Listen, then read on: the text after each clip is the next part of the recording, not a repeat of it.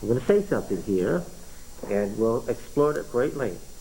Historicism is based on the principle of analogy.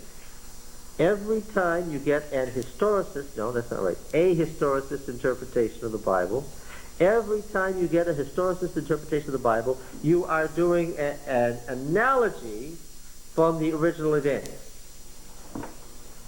That's what historicism is.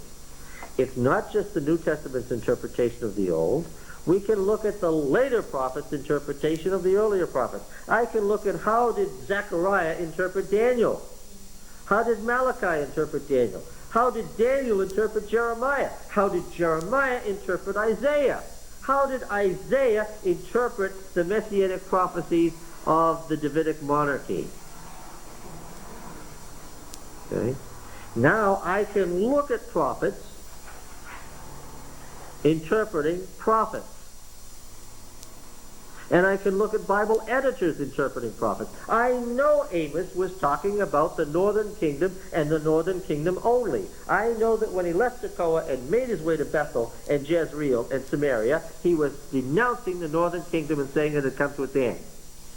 But when they put the book together, to whom did they apply it? By analogy. When we got the book of Amos, to whom is it applied? By the time the book was written, the northern kingdom was dead and gone. Well, you could say then the book of Amos was useless. They applied it to Judah. And what kind of an interpretation is that? That's an analogy. And when you take a prophecy that is something earlier in history, and you spread it out over time, and you apply it to later historical events, what principle of interpretation is that? That's historicism.